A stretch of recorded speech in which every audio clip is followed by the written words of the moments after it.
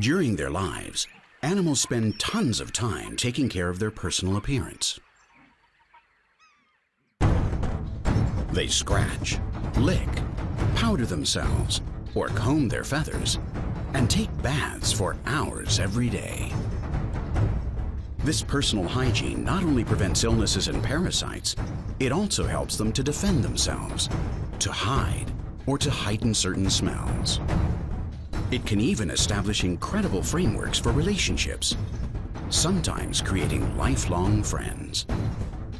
Getting dressed up is so essential that all wildlife feels an impulse, an instinct, just like hunger or fear, that regularly drives them to clean themselves up in order to survive.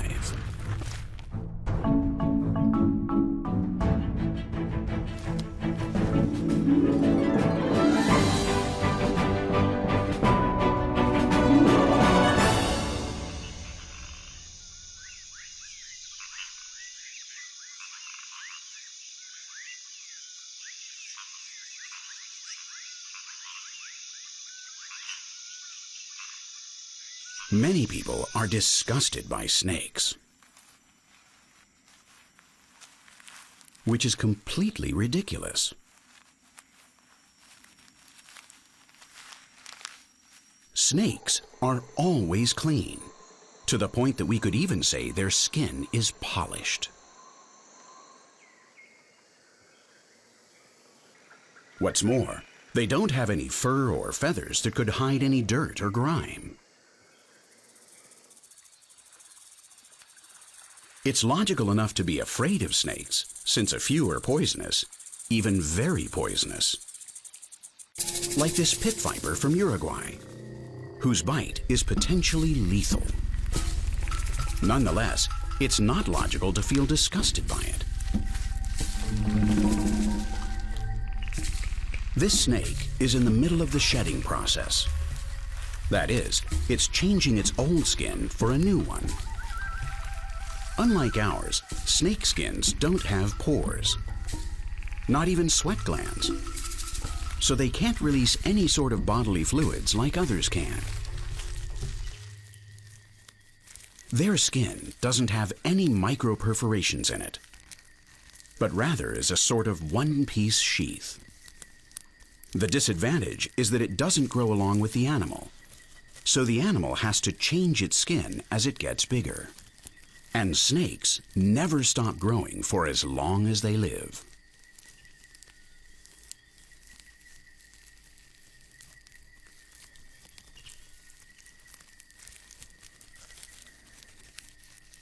We could say that snakes are clean because they have no choice. Although more than a case of dressing for life, this is really a case of undressing for life.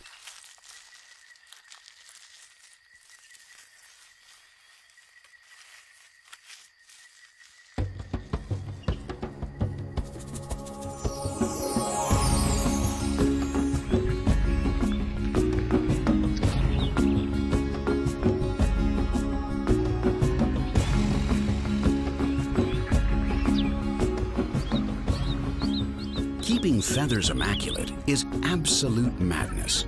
They have to be cleaned one by one. And that means first washing, then drying, and finally combing them. Thanks to their beaks, birds are really obsessed with this method. Birds that live near water have especially dense plumage. For example, ducks have an average of between 10 and 12,000 feathers on their bodies. Swans have 60,000 on their necks alone. And they too have to wash them, dry them, fluff them up, and comb them one by one every day. On the other hand, they don't have to brush their teeth, nor wash behind their ears. The great crested grebe is a terrific diver, but it should not be confused with a duck. The grebe is a carnivore, while ducks don't eat fish. A great crested grebe has some 11,500 feathers, but if one of them doesn't lie exactly where it should, 11,499. In general, aquatic birds don't just comb their feathers. Grebes hardly ever fly and almost never step on land. They spend weeks or even months in constant contact with water, but don't get squishy.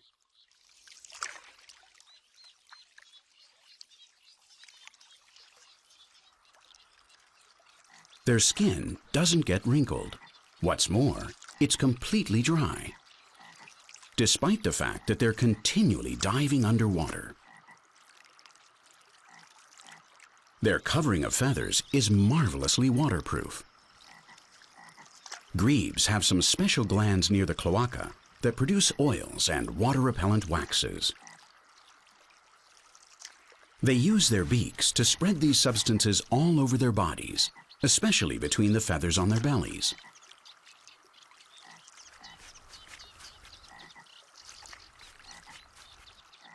And once they've applied this water-resistant layer, it's hermetically sealed, and they're ready to go hunting underwater.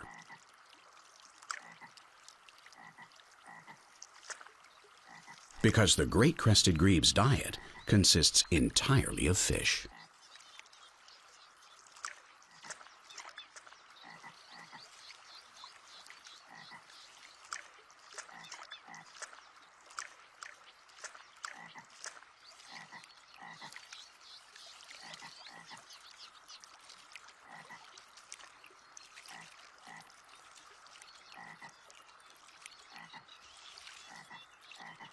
Eating fish implies a serious sanitary problem.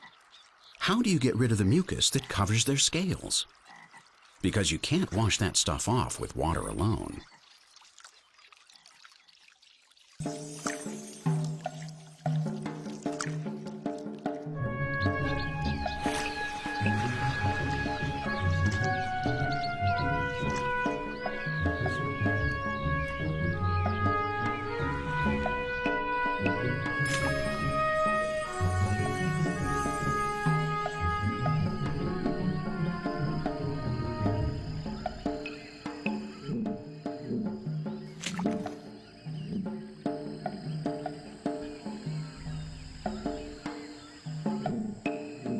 Herons also eat fish, and they too get themselves dirty with the fish's secretions, just like the grebes.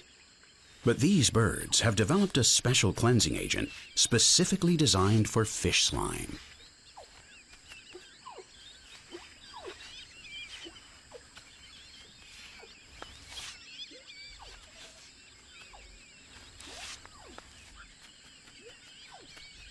After they eat, herons clean their feathers with an innovative dry cleaning system, because in this case, water is neither the most efficient cleanser nor the best one.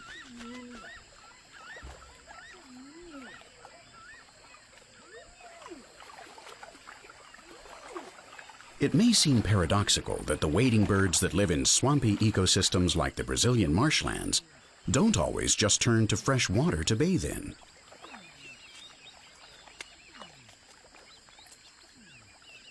Now, actually, those wetlands are full of reasons not to do that. Reasons loaded with teeth. But the main reason is that the epithelial mucus of fish is made up of lipids, which logically aren't soluble in water. And herons don't have soap. Nevertheless, thanks to evolution, they have developed a very efficient alternative. An extremely innovative sanitary product that prevents goop from getting stuck between their feathers. As a matter of fact, when they grind up certain of their feathers with their beaks, the feathers turn into a very fine absorbent powder. It acts a lot like talcum powder, which absorbs oil.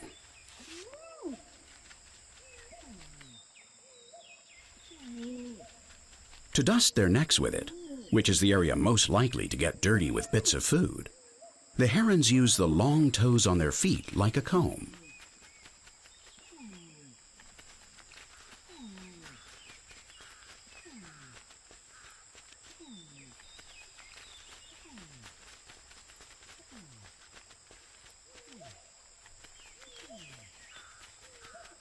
Once they have finished combing themselves with the powder, they let it act for a few minutes. Meanwhile, they take advantage of the time to clean other parts of their bodies.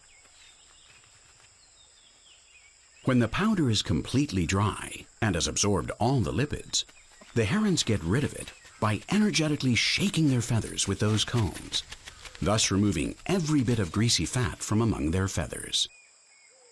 An added bonus of this cleaning method is that it not only gets rid of the grime, but also keeps the bird from stinking like rotting fish.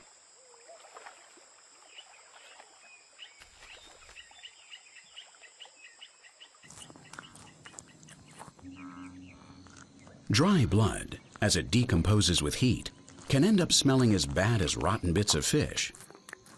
And if your skin stinks, it's not just disagreeable or a handicap when you need to use your sense of smell. A leopard cub must not smell of blood so as not to attract the attention of predators. Having little bits of food in its whiskers or in its claws might easily reveal its presence. And around here, some folks have a pretty keen sense of smell.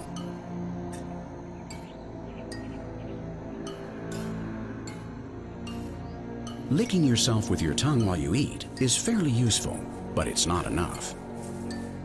A young and inexperienced leopard is still very vulnerable, and even though its mother tries to keep it in sight at all times, it's essential that the smell of carrion not give it away when it wanders from her side. The leopard's spotted fur, as well as the way it moves and its behavior, tends to hide the cubs, but only visually. Carnivores, above all those that eat carrion, are often guided by their sense of smell to find food, and they could detect any little leopard that wasn't clean enough. After eating, this cub is going to behave in a way that has very rarely been observed. It's rolling on some very aromatic plants that are going to help it to disguise its body odor, so that nobody's nose can detect it. Although little leopards don't consciously choose the plants with the strongest perfumes, they do seem to be the ones that they use most often for this chemical camouflage.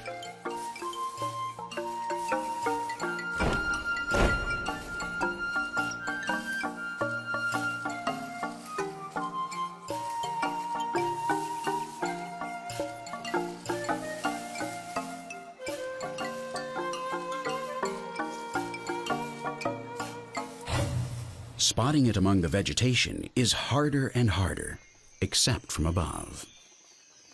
Its mother has climbed a tree, either to keep an eye on her little one or to find a new prey of her own. Keeping predators from locating your children is a crucial task in the wild, especially for those species that don't have many offspring. Mother impalas raise just one baby per breeding season.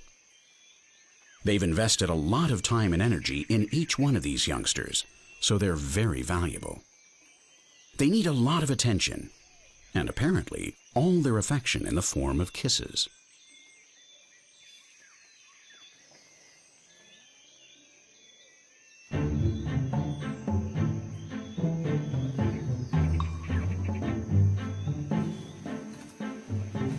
Female impalas live in herds led and attended to by just one male, the strongest male in the area.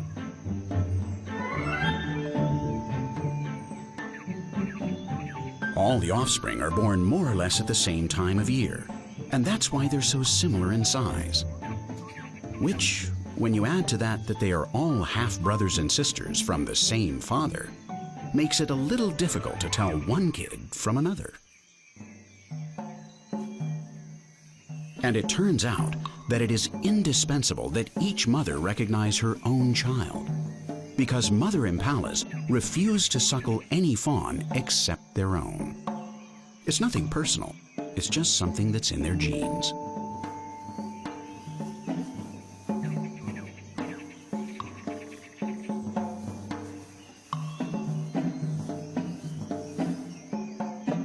All that licking going on between mother and child at that age helps to remove parasites. But even more importantly, it allows them to recognize each other by their smell. The scent of each impala's saliva is like a fingerprint. It's unique.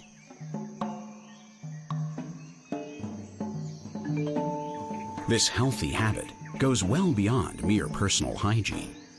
Nevertheless, too much of that scent in one place could become a deadly trap. Too many babies together smell like, well, babies. And impalas keep all their offspring together in a nursery. It's true that their youngsters spend a large part of their time lying in the grass to minimize the chance that anyone might spot them. But predators keep more senses on the alert, and the sense of smell is the one they use the most in the forest.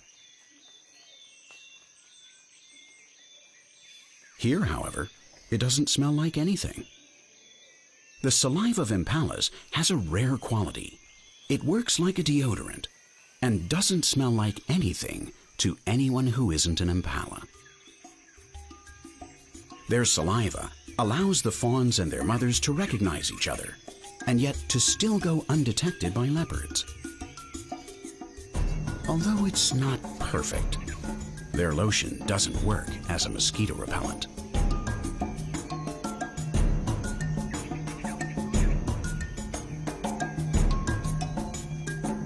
Those bothersome insects are a dangerous vector for the transmission of illnesses, although they in particular dedicate more time than even humans to their personal hygiene.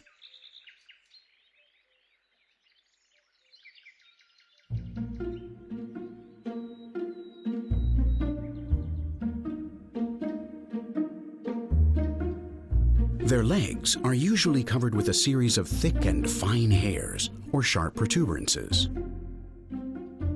Their extremities have turned into brushes and combs, similar to high-tech surgical instruments designed to clean up every last little corner. Insects have their own parasites, and a good going over with the right tool is the only remedy to keep them under control. Antennae require special attention, since they are used to find food, to communicate with other insects, and to detect a potential mate's hormonal state.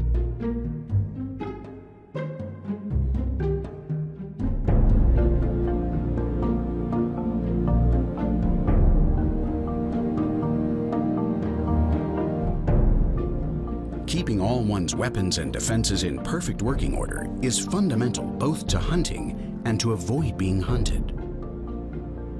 Dirt or grime could destabilize or mess up a maneuver, and a lack of precision, no matter how small, means death.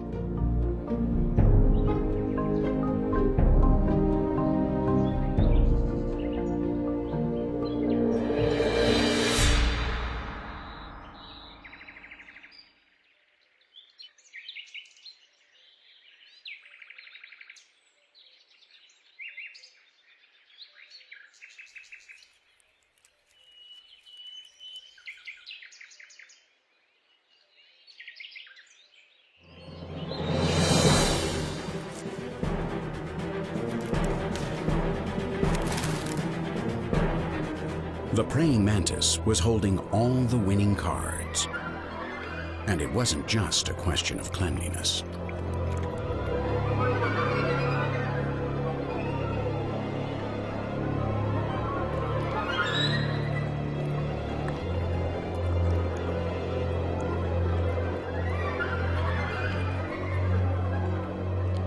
The praying mantis is one of the most immaculate insects.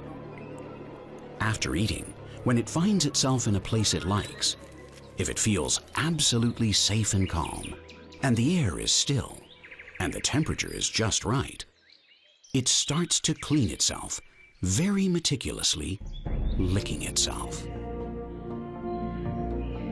It seems to be concentrating, gradually becoming lost in little insect thoughts and relaxing, more and more. It's almost as if it goes into a cleaning trance as it goes over each microscopic patch of its anatomy. The purifying frenzy of insects. Cleaning themselves gives them pleasure.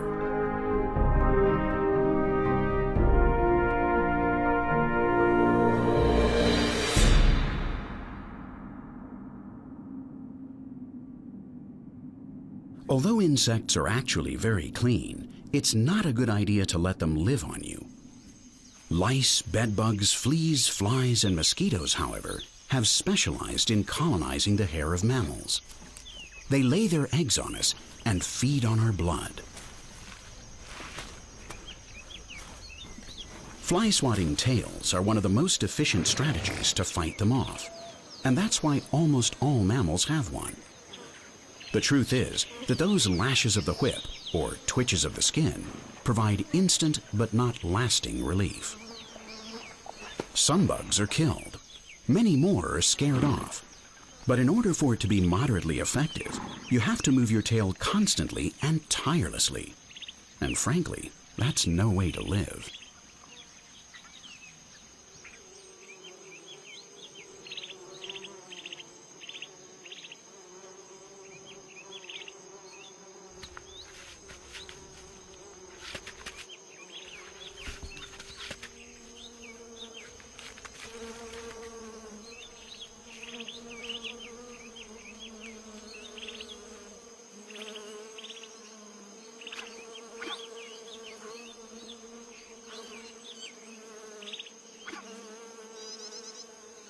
When you're talking about insects, even the strongest of the strong end up surrendering.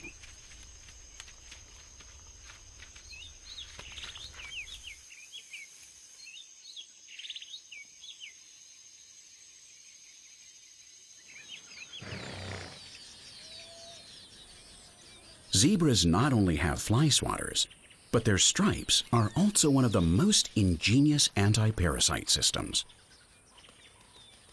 Something that was only discovered very recently.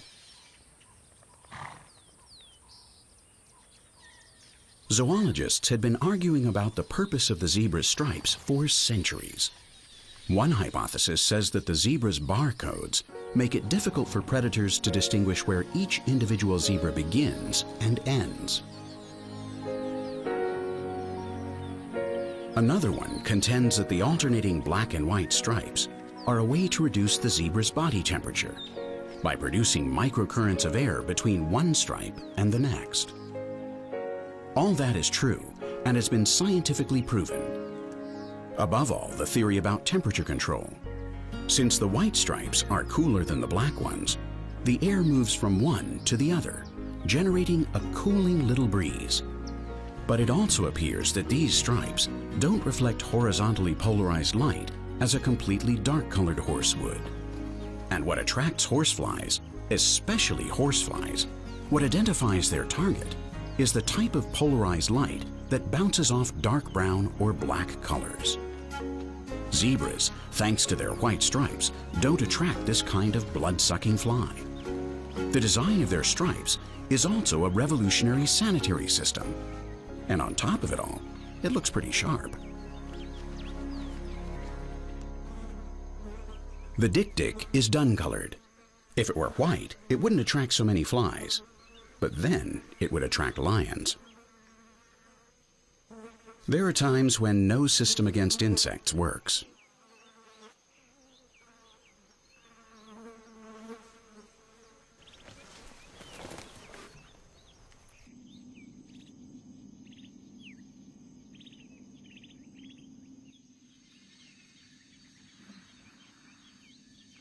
In order not to attract many mosquitoes, the World Health Organization recommends wearing light-colored clothing and avoiding giving off strong smells.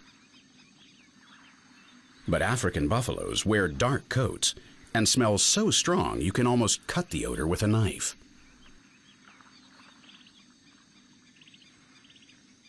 They've been traveling in search of good pastures through half the dry season, and the dust from the path has stuck to their sweat and built up on them. The awful smell of the herd announces its coming 2 kilometers before it arrives. Maybe their black hides protect the buffaloes against ultraviolet radiation, but between their color and their perfume, their immense bodies, weighing almost a ton, are a powerful magnet for whole legions of botflies, gnats, mosquitoes, and all kinds of other flies.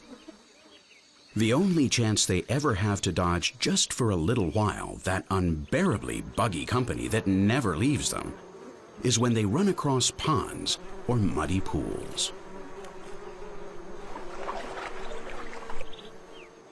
But as we've seen, taking a bath is a pleasure reserved for a select few, and here only for a short time.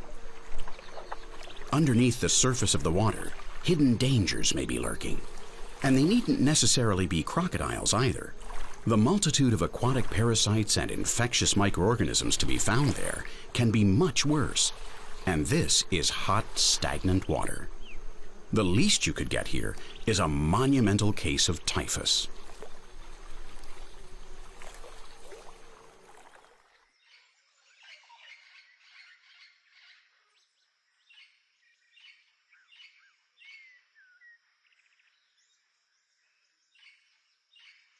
To take a bath safely, it's essential to find a place that is guaranteed to be healthy. But finding clean, fresh water isn't easy in the wild. These toucans have discovered something that's very rare in the jungle. They've been very, very lucky. Few tree trunks become a water tank like this one, hidden more than 30 meters above the ground.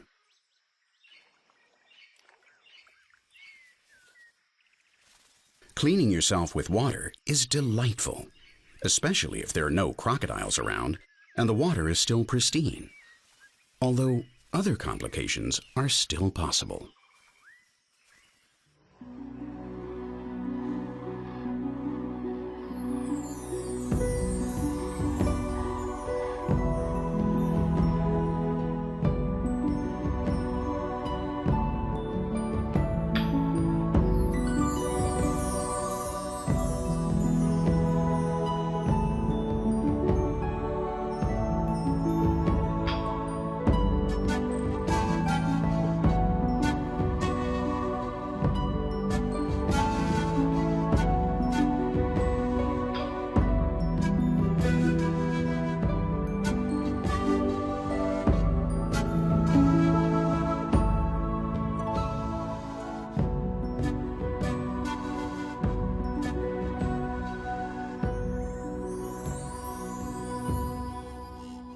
These cranes are arriving in temperate Spain from northern Europe, but they find that the water is covered with ice.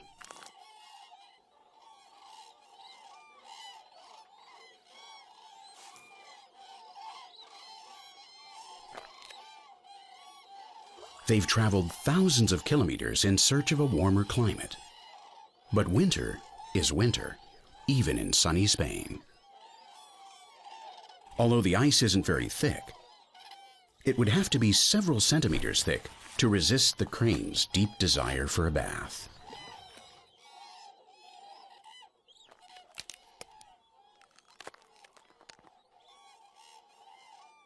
Any animal that makes a long trip gets tired, and the longer the journey, the greater its yearning for a chance to wash up.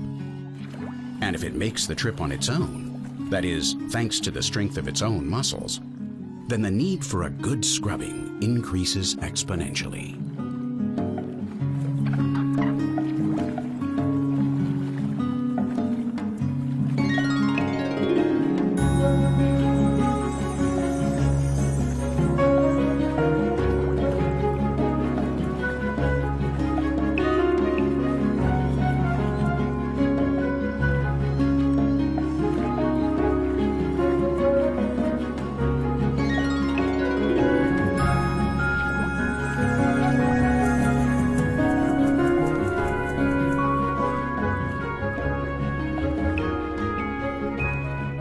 In addition to the dangers presented by crocodiles, aquatic microbes, and frozen water, there's the problem of the scarcity of water.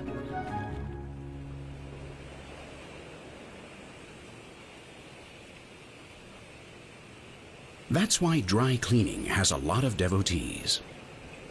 Above all, if you live someplace where the only available water comes from the occasional rainstorm.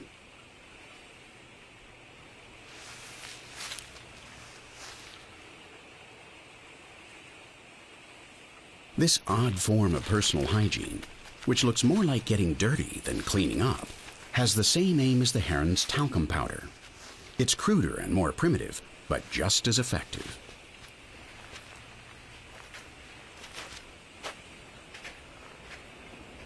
The grease and grime is absorbed by the dust, and this is eliminated with vigorous twitching movements.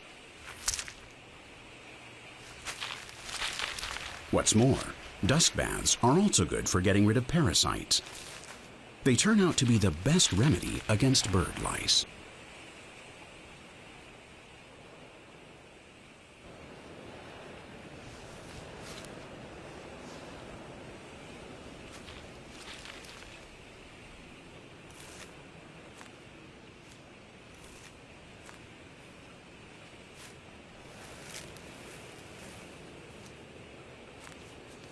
Dust and dirt baths are also used by certain mammals with little or no hair.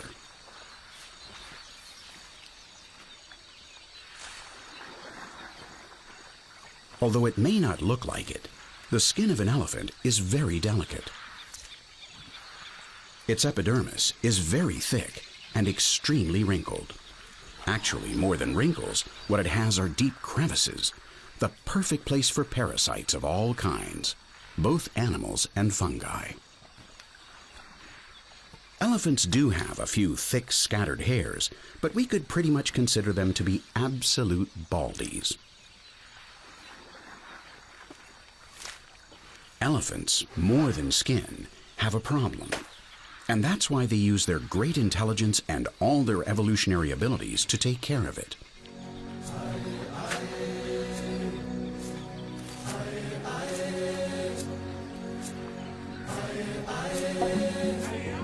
They teach this form of personal hygiene to baby elephants. And that's how they learn to make the dust that they need to create a layer of anti-fungus powder, which also repels insects and protects their skin from ultraviolet sunlight.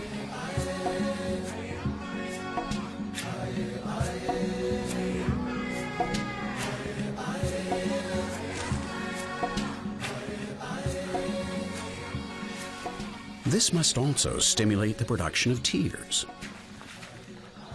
Or maybe it helps to grow longer eyelashes. Whatever the case, the dust shouldn't be applied to the skin before putting on a good foundation.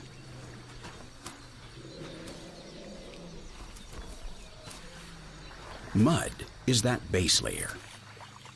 Mud, in fact, is the perfect primer.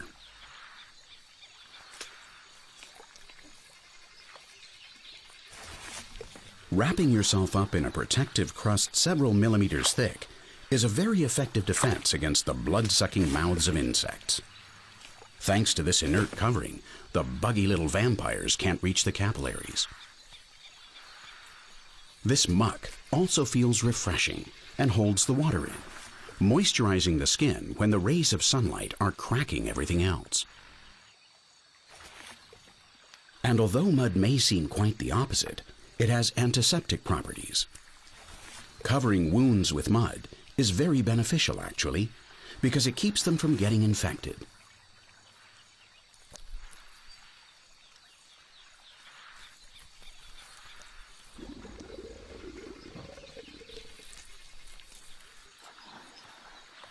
And when we watch elephants giving themselves these wild baths, it's obvious that they have a lot of fun and enjoy cleaning up with mud.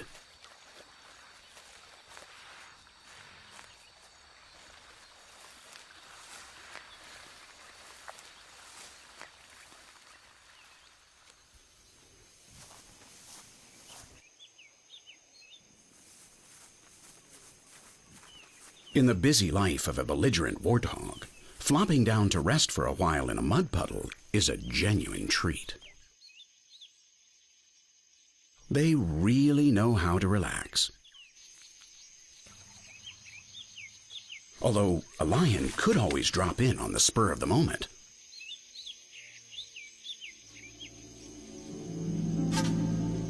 No, this time it was a false alarm. It was just another warthog who was also looking for a spot at the spa.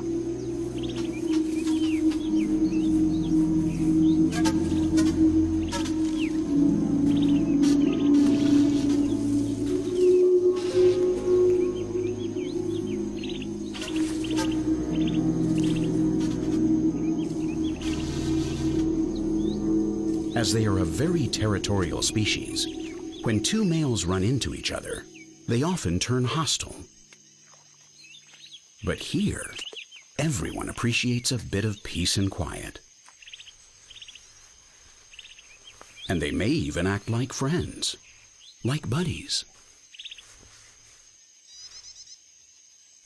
No doubt, sharing a bath with several other warthogs diminishes the probability of being ambushed by a predator. Or perhaps they simply enjoy it so much that their levels of testosterone and cortisol drop.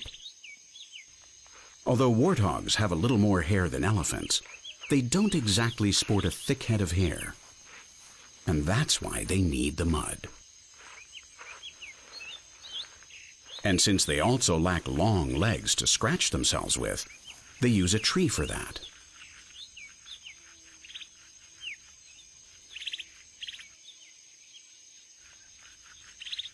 These wild pigs, which are saddled with a rather uncomplimentary name that suggests that maybe they're not the cleanest characters on the savannah, in fact, use tools to stay clean. We used to think that only the smartest animals were able to use tools. Monkeys and apes are the cleverest of all the animals. They not only know how to use tools, but they have turned the very healthy habit of removing fleas into a way to make friends.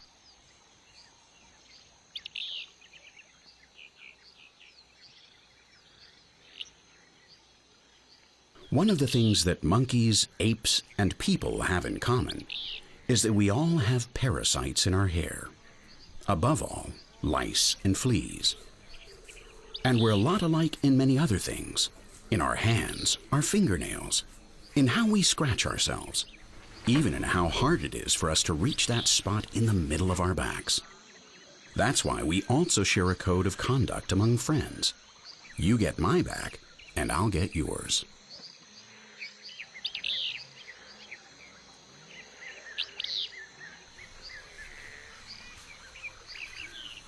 Monkeys take social relationships much more seriously than mere hygiene. It's true that maintaining a certain level of bodily cleanliness in a place where there are so many parasites is indispensable for survival. But for primates, the most psychologically evolved zoological order on the planet, this business of cleaning each other has expanded beyond its original purpose. These sanitary habits have become a matter of diplomacy, a protocol that strictly observes the group's hierarchy. The emotional relationships within each tribe and each family maintain their order thanks to this grooming behavior. The dominant individuals and babies are the ones who receive the most attention of this kind.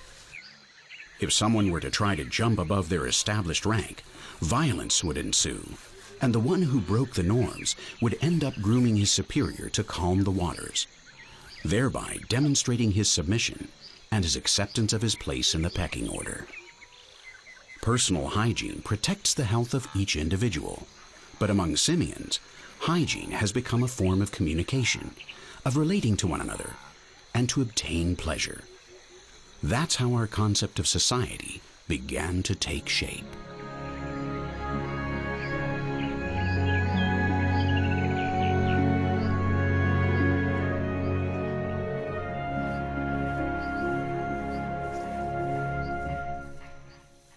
The normal thing is to have relationships with members of your own species.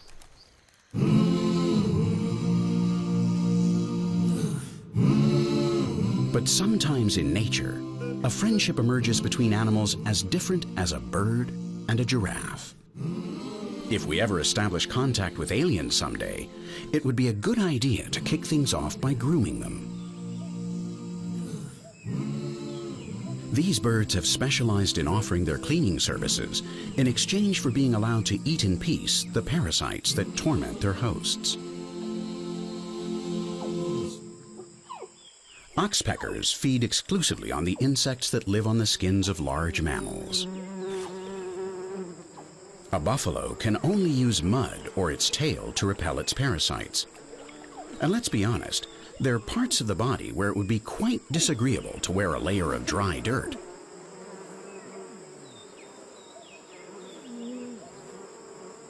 Scientifically, true symbiosis is only considered to take place when both species involved in the relationship benefit from it. The contribution of these birds goes beyond grooming, as they even warn their traveling companions of the presence of predators when a threat appears.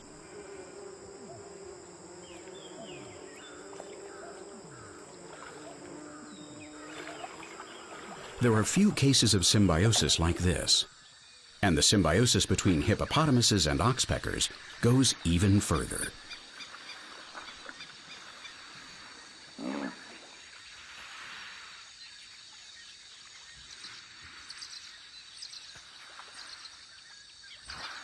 The oxpecker's beak is very strong and has razor-sharp edges. It's a scalpel-like pincer that is very efficient for digging in its host's tough skin and removing pustules or ticks.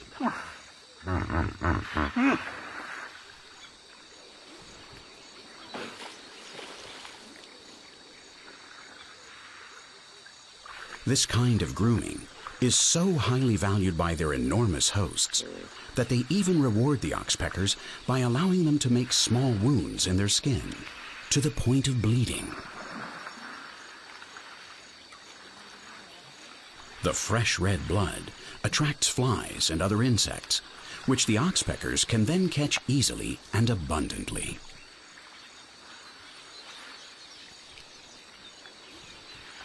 The grateful oxpeckers spend most of their lives on the body of the same hippo, and sometimes even take a long time to leave them after they die.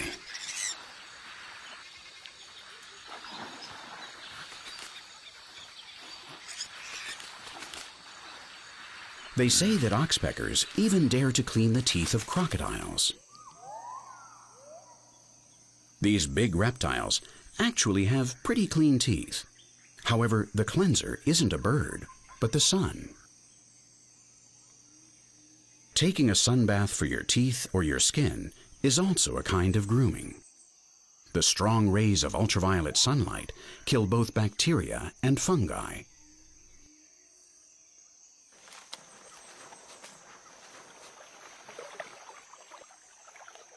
Although they also represent a big risk. Too much sunlight can give you skin cancer.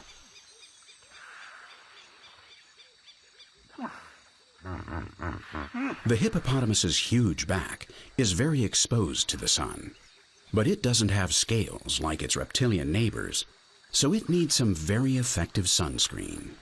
Because of their tremendous weight, these animals live almost all their lives submerged, but only partly submerged, and so their backs receive a dangerously high amount of ultraviolet radiation.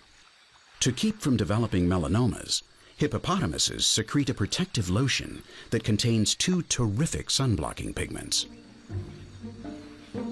One is reddish, hipposudoric acid, while the other is orangey, norhipposudoric acid. The color of these two substances gave rise to the legends that say that hippopotamuses sweat blood. But actually, it was just sun cream. As regards the strictly sanitary needs of hippopotamuses, well, things get a bit complicated. The waters they live in are pretty dirty.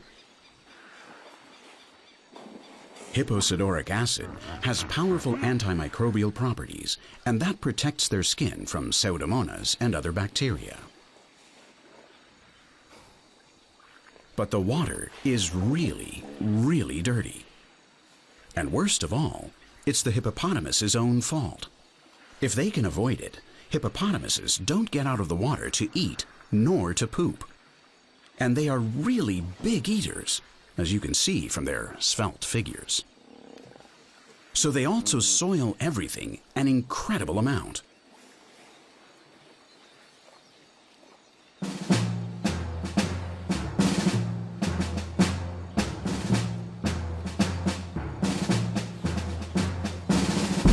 This means that those waters are very rich in plant nutrients, which is fundamental for the ecology of their habitat. Many fish and invertebrates depend on the hippopotamus's grungier customs for their survival. But you have to admit that some customs are just unbearable.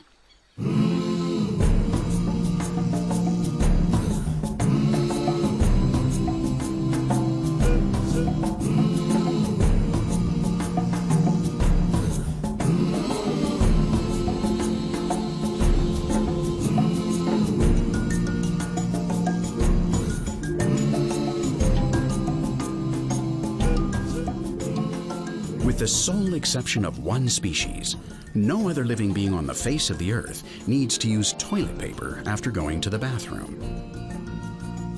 Animals' anal sphincters are designed so that nothing gets dirty. This fact clearly separates us from the rest of the beasts.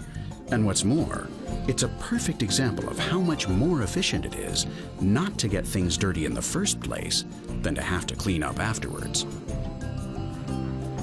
Maybe we can't live without getting anything dirty, but we should try to dirty things as little as possible.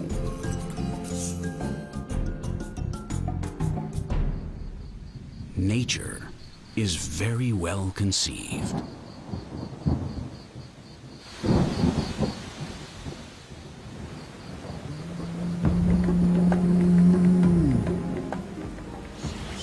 Rain is able to change the water, even for hippopotamuses.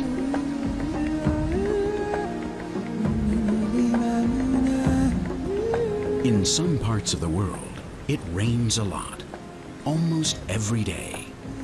In other latitudes, years can go by between thunderstorms.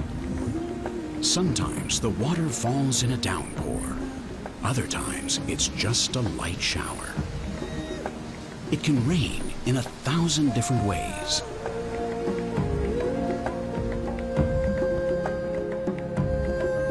Rain cleans the world and its inhabitants, but it's not infinite.